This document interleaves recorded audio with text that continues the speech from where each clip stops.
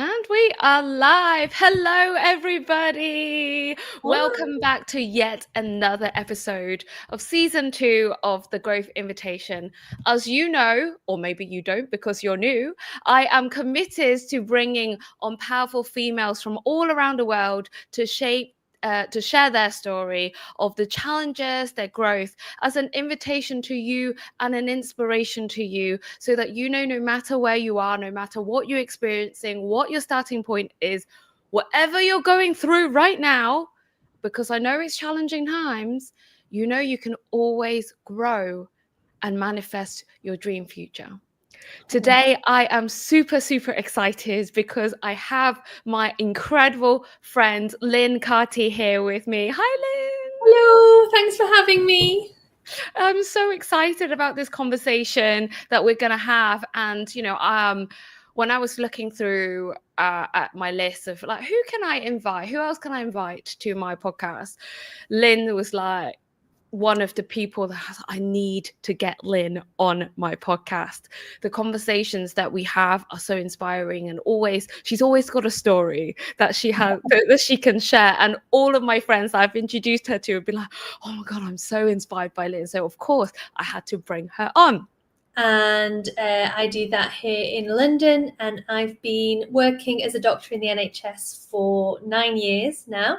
And I absolutely love it. It's an absolutely privileged job. I get to work with amazing professors, and they let me tag along to their amazing work that they're doing. And I get to work with amazing families and amazing children. So it's an absolute privilege, I think, to do what I do. And other than that, I have lived in London for about 7 years, and I absolutely love it. I've been married to my husband, Ben, it's going to be our 15th anniversary, 15-year anniversary in August. Wow. And I've got a marathon on Saturday, which I've entered my denial phase. I've gone through my nervous phase, and now I'm in my denial phase, and I'm just ignoring the fact that that's happening in a couple of days. I love that. And like, one thing that everyone you need to know about Lynne is that she is absolutely multifaceted. She is not your 2D female in any way, shape, or form. You think about things, the randomest things, the things that I would never even link to Lynne. She's done it, and she's got something related to it. And I'm just like, wow. And it is your breadth of experience that really inspires me, and just makes me think, I wish I could live like that, like you and Ben. Like it's definitely one of those. I'm like, yeah, and I that's what I work with women to help them do. Yeah. And it's amazing to have a friend who actually already also lives this kind of life. And today's topic that we wanted to talk about is, this isn't the life you have to settle for. Yeah. And one thing that I really want to say to everyone who's listening is that no matter what's happening right now, no matter how stuck you are right now, is that you just don't have to settle. And I think it's so easy for us, especially as women, who are in relationships, who have partners, who have a job, etc., to be like, oh, okay, this is it. And then at some point you kind of go, wait, is this actually it? Yeah. So I would love for you to share your story, Lynne, about how did you kind of get to the point where you're like, no, this is not what I want, and then shift towards doing the things you actually want that you do now. Yeah, 100%, absolutely. So I guess going kind of back, 15 years, 16 years, I didn't always know I wanted to be a doctor. When I was at school, I don't think it crossed my mind. I had friends who were applying to med school, and it was never something that occurred to me as something that I would even want to do or find as a desirable thing. And so I left school and I went to university. I studied psychology.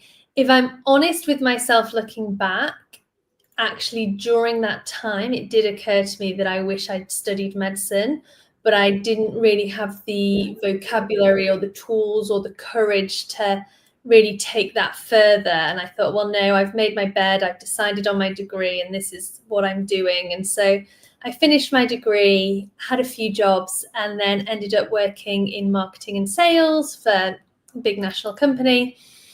And I had, I think, what most people would consider the ideal job. So it was very low stress. There wasn't that much pressure. I had amazing colleagues who were also incredible friends, and we had a great time together. And I was financially really comfortable. I had more money than I needed. I was able to save really well. And I was living this really nice life. And despite that, there was a but. And the but was I was miserable because of my job. And it wasn't really the things around my job. I had amazing friends. I lived in a beautiful city. I lived in a nice house. I was driving my dream car. I was engaged. We were about to get married. But I just felt kind of trapped in this office job, filling in spreadsheets. And I thought, is this it? And I felt like I lacked purpose. Like, what am I even achieving? And I just had this very deep down gut feeling that I was created for something different and that I was completely in the wrong place. And so that made me really sad, actually. I felt really quite miserable and down about it. And I made plans. I applied for jobs. I thought about going to get a PhD in psychology, and I would apply for jobs, apply for courses, and it was just like, no, no, no, no, and no doors were opening. Except there was this one door where the year before I'd done a volunteering project with young people. I was really passionate about working with young people, and I was on this volunteer project, and I was in the back of this dodgy minibus going to a school, and volunteering on the same project was a doctor from the US. And he was like, hey, Lynn, why don't you send me your CV? Maybe you could come and do some work experience in our psychology department, because that's what you did your degree in. And I was like, okay. And it didn't fit. It didn't come at the right time. It was right before we were due to get married. So it meant that I'd be getting back into the UK a few weeks before I was due to get married. And everyone was like, oh my gosh, why would you do this to yourself? Like, when are you going to get your dress fitted? You know, all those important things. When are you going to like actually plan your wedding and get things sorted? You need to be in the country. There was I had to take unpaid leave for 3 months. And it didn't seem to me that it was going to serve any particular purpose, because actually the psychology road, I'd kind of really pushed doors and none of them had opened. So I thought, actually, at this stage, what am I even doing? And so I don't actually even know why I went, to be honest. So it wasn't like this gut feel like, right, this is the right path. It was even like, why am I going? I said yes. It's like, I think that's always served me very well in life, is that when an opportunity comes, to just say yes. So I'd said yes to the volunteering with young people. I said, yes, I'll send you my CV. And then I was like, sure, I'll go. And I wasn't really sure why. But that trip, unbeknown to me, was going to change my life. So I arrived in Memphis, Tennessee, got to stay with this amazing family. And I arrived at this hospital, and this was like in 2010. So wasn't really big on Googling things. I actually had no idea where I was going. And I arrive at this hospital, and it turns out it's this world-leading children's hospital. And they're like, here's a research project in psychology for you to do. And I'm like, oh my gosh, like, you give me this huge opportunity. How cool. And so I'm doing it. I'm loving it. And then I meet this other doctor who's like, why don't you come and see some patients with me? And the research I was doing wasn't particularly patient-facing. And I was like, okay. Again, like, sure, like, for a giggle, you've invited me, so I'll say yes. And I went with him on the ward to see him like meet the children and treat the children. And I was enthralled. I was like, oh my gosh, this is amazing. And so we spent some time together, and he said to me, Lynne, why don't you become a doctor? Why don't you apply for medical school? And immediately it was like this shutter went down, and I was like, no, I can't, because I've missed the boat. Like, people go to medical school from secondary school. They go at 18, 19, maybe, if they take a gap year. I'm in my mid-20s.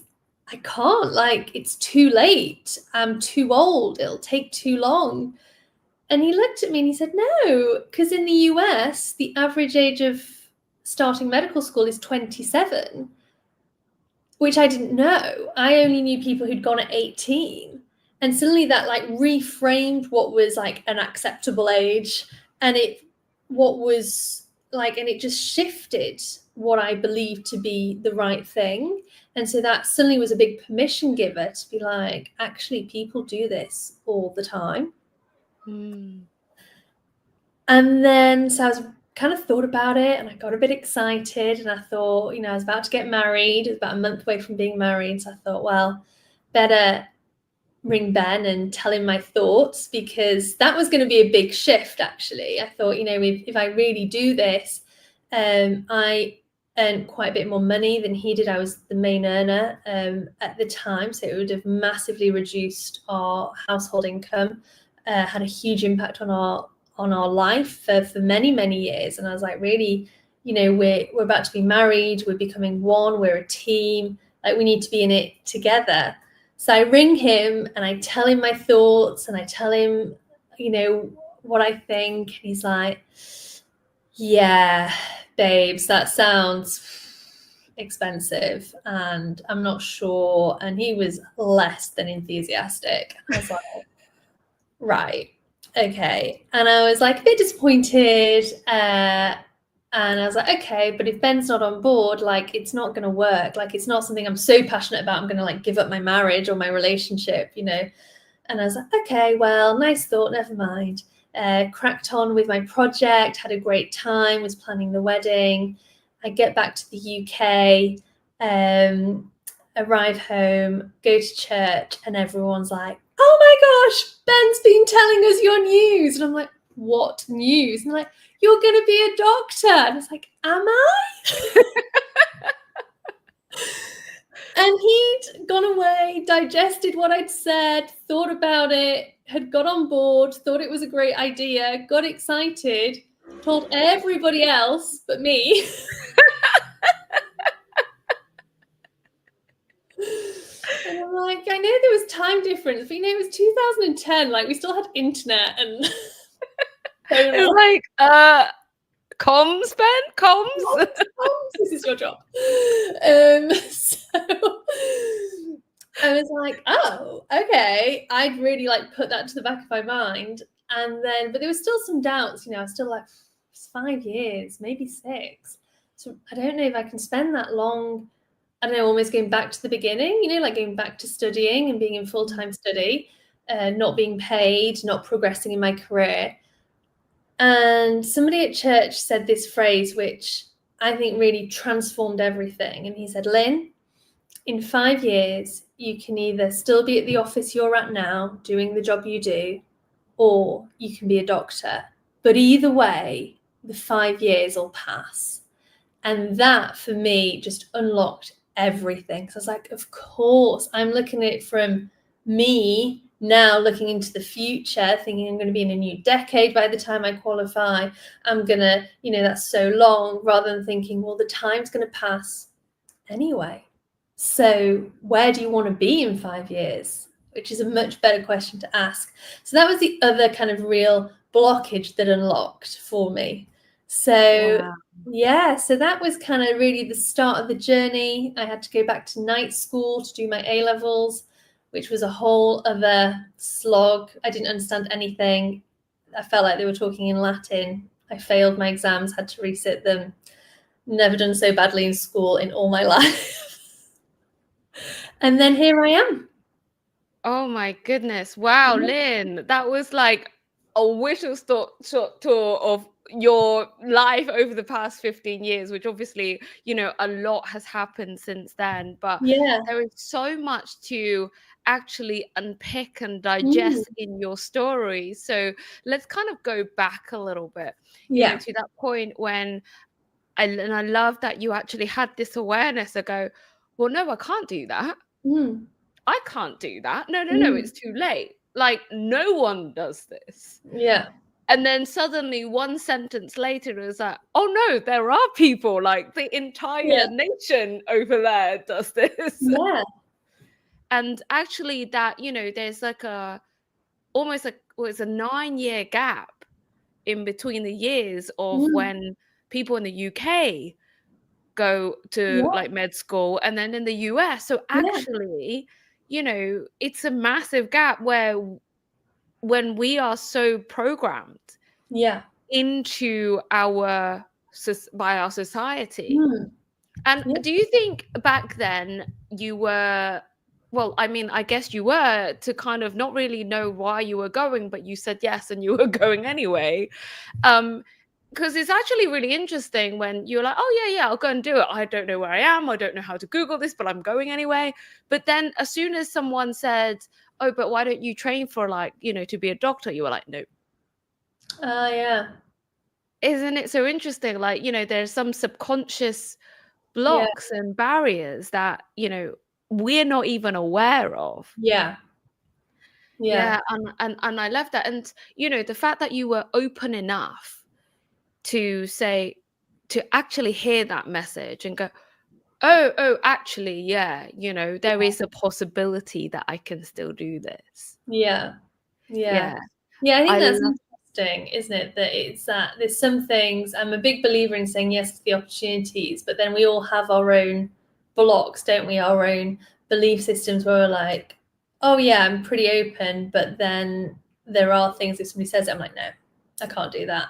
And I think that's where we really need community and people to say, but not just, but of course you can, but actually I don't think it takes a really skilled person to say, to like really unlock what it is. So not just to say, yes, you can, but have you thought of it this way?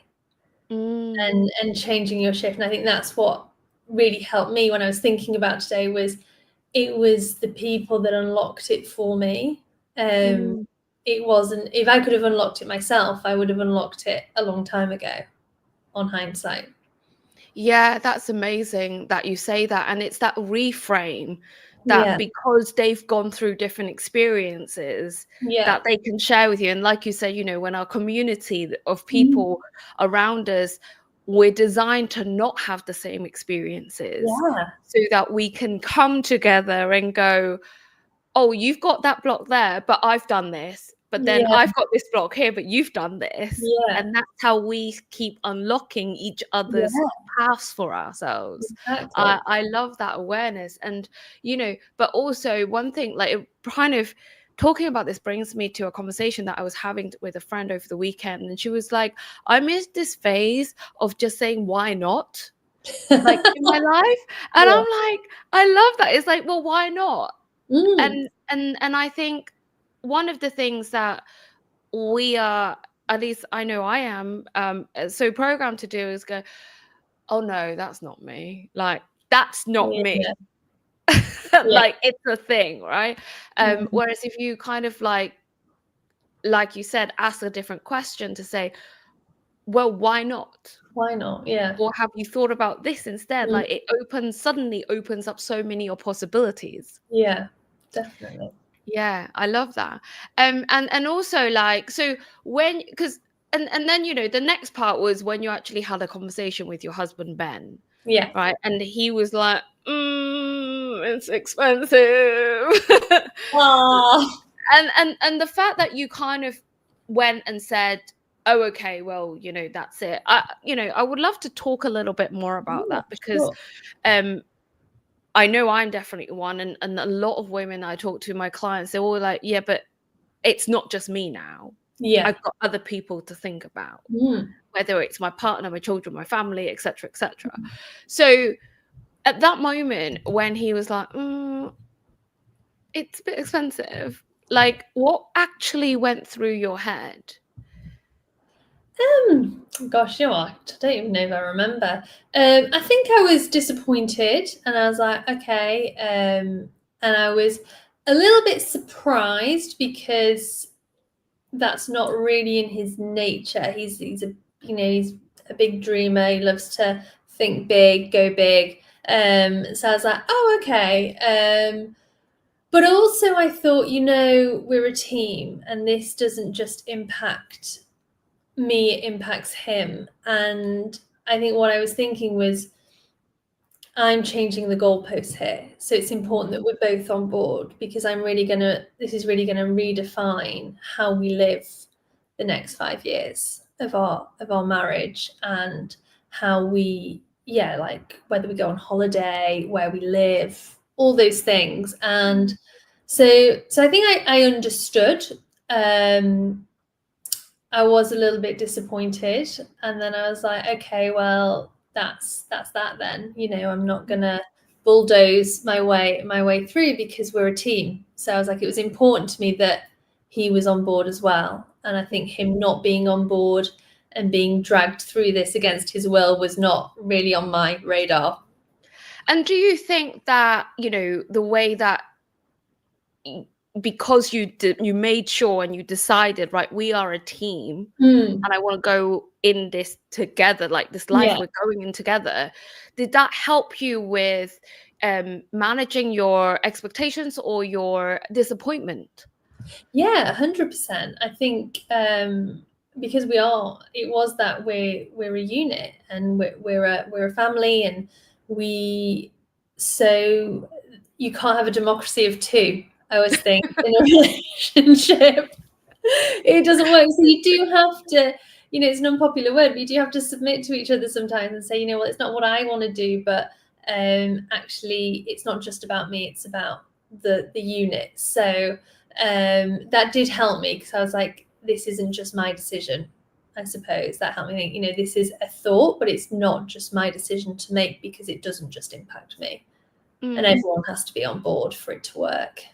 Yeah. And do you think that, I know this is a very difficult question to answer, but like, do you think that if he had just said no, like, sorry, but this is too much change, I'm not on board, would you have felt like any resentment? Or do you think that you would have felt like, oh, well, now I can't live my life, or, I can't live the life that I want? Sorry, that's probably. Yeah, no, that's a really good question. I'd like to think not. I'd like to think not. I think, we were part of a great community. We lived in a great place. We had great friends. And I think I definitely would have pursued other things and other career options outside that scope. So I guess there would have always been a like, oh, I wonder what if. But I think it felt like such a big dream anyway, and quite an impossible dream. I suppose there wasn't that, oh, I'm missing out. It wasn't like somebody was stood there with a medical school place and he said no. It was like very much in its embryonic stage of, I think I might like to apply for medical school, and I would have to go to night school to do my A-levels first and all that thing. So the actual becoming a doctor was still quite far away, and not quite a concrete option. There was still a lot of hurdles to get to. So yeah. Yeah, and I only asked that, you guys are an amazing team together. And I only asked that because I know that sometimes, when we get disappointed, especially when we're in a relationship, because the other person isn't quite on board with what we want to do, it can be quite a difficult thing to handle. So, but I love how you're like, actually, the decision and the main point was that we must act as a unit. Yeah.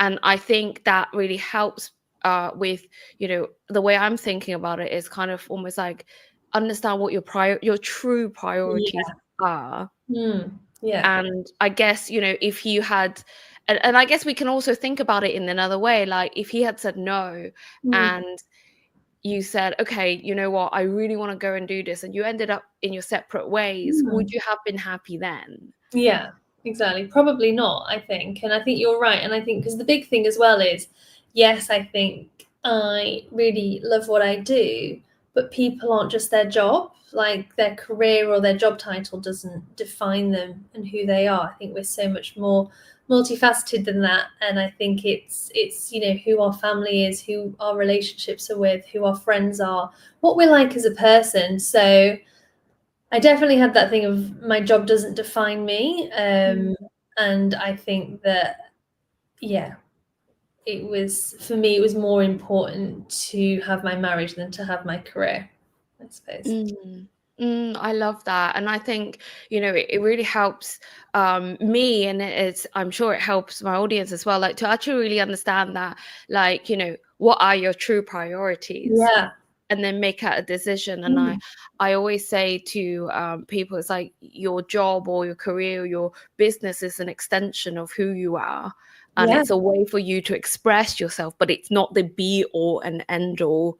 And that's it. No, definitely not. No. And it's not. And I think that's the thing. And then you end up expressing yourself in different ways. And I think everything happens for a reason. And yeah, we can say what if, but also you never know quite what if, do you? So say I'd been like, no, this is what I'm definitely doing, and okay, like call the wedding off, then I don't know what life would have looked like. For all I know, I could have not got into medical school, could have, I don't know. So you never have a crystal ball, but I think you have to have faith that things will work out well and do the best with what you've got, I suppose. Yeah, I love that. I love that. And then kind of like if we really come back to, we kind of talked a lot about the story, but and your past. If we come back to like present day now, Mm. as a doctor, Mm. you are really, really busy and you work shifts, you work nights, but you still have an incredible lifestyle. Like, how do you manage that? And how do you manage that alongside, your community, your church, your relationship, your friendships? Like, how do you go about doing all of that? Oh yeah. Oh, good question. I think my golden rule is turn up and don't think too hard about it. Is my golden rule for life. I think that the worst part of the night shift is thinking about the night shift the day before. Is honestly that's the worst Okay. part. Is if I'm thinking about it and I'm like, oh my gosh, I've got to go into work tonight and I've got to do nights tonight and oh, it's gonna be so hard. That is, I mean, don't get me wrong, I'm tired during the shift and I'm like, poof. But the worst bit is the thinking about it. So don't think too hard about it and then turn up is, I'm a big believer that 90% of success is turning up. So if I've got, say, like run club and I'm like feeling really tired, I'm not going to be on form, it's like, just turn up. Just don't think too hard about it and just turn up. And same with work. It's like, it's going to be a long day. It's going to be a 13-hour shift. I'm tired already. It's like, don't think too hard about it. Just turn up. And that is probably it's my golden rule. I love that because actually, one thing that I have been thinking a lot about, and also I'm observing in a lot of people, is that there's always like is there a capacity in how much we can do? And is there a capacity or the life that we want to live? But Mm. then whenever we get there, especially with high achievers like myself, we got there, it's like, yeah, but I want to do this, and then I want to move, and then I Yeah. want to go that, and then I've got this amazing idea. Like, Yeah. let's do this. And it's like, because we're talking about this isn't the life that you have to settle for. Mm. It's like, what can that even look like? Yeah. And what you just shared is like, well, just turn up. Yeah. I'm as deep as a puddle and it serves me very well. But I think there is so much power in that simplicity, in that actually, if you just turn up and not think too much about it, Yeah. you don't know which way, whether you think a lot about it, whether you don't think a lot about it, Mm. things are going to happen anyway. Yeah. The thing's going to happen and you can be there or you cannot be there. But I always think, generally speaking, it's better to be there. So just be there. And even if you're tired and you're not 100% and you're flagging, it's like better to be there than not.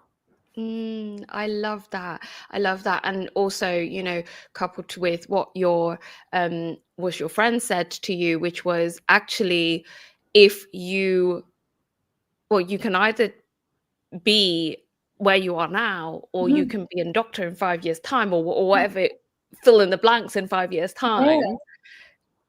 just go for Time's gonna pass anyway. it. Yeah, yeah, exactly. And I that's such love a that. helpful thought, isn't it? It's like, where do I want to be, and where's this decision going to take me? Is this decision going to serve me well next tomorrow or next week? And yeah, so I think just turn up and just say yes. That's incredible. I love that. So we're actually had half an hour already. Can you Oh believe it doesn't no, feel like it's been 30 minutes? It just, we always talk for hours, don't we?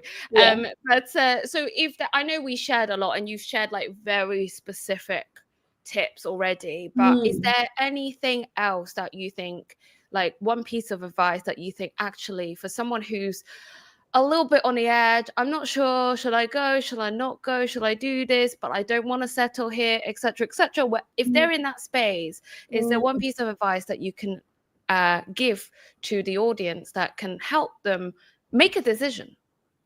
Yeah.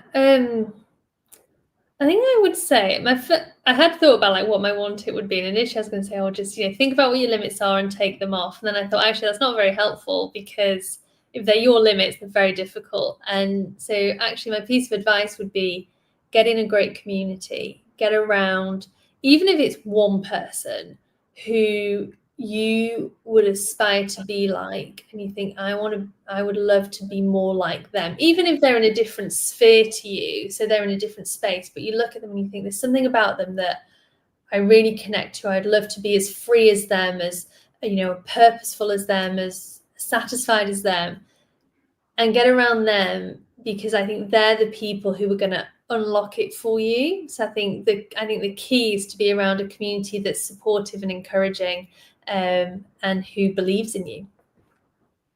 I love that. It's so powerful, and it's definitely one of my ethos as well, is like you have to have that community around you if you want to really, really thrive and succeed. Yeah. 100%. Absolutely. I'd be nowhere if it wasn't for the people who encouraged me, who corrected me sometimes, and were like, "Well, Lynn, I think you're wrong," or "I think I don't think this is a helpful way to think," and who've believed in me. So yeah, I'm with you on that one. Yeah, absolutely. And that's why, we are such great friends, so that we Yeah. can actually support each other. And well, thank you so much, Lynn, for actually sharing your story and just answering these questions like so openly, because this, what you went through was a challenge, and there's so many people who actually go through this. So it's Mhm. definitely been inspiring for me, and I know it will be inspiring for the audience as well. So thank you so much for your time today. Thank you. No, thanks for having me. It's been an absolute pleasure. Love what you do. Love the things that you bring, like helping women be all they can be. Thank you so much. Well, for those of you who are watching live, thank you so much for watching, and hope you watch the replay as well. And definitely, actually, no, definitely watch the replays, Yeah. because there are so many pieces of nuggets that Linda shared today that you'll really thank her for when when you get to this point again and get stuck. So well, thank you so much. I will put Lynn's links in the Yeah. chats later on, so that you can connect with her Yeah. and just find Please out more connect about with what me. she Yeah. does. Yeah, so she's very open to having conversations with people. She's super friendly, as you have seen. So thank you once again, and Thank you. thank you, everybody. Speak to you again in 2 weeks' time. Bye. Bye.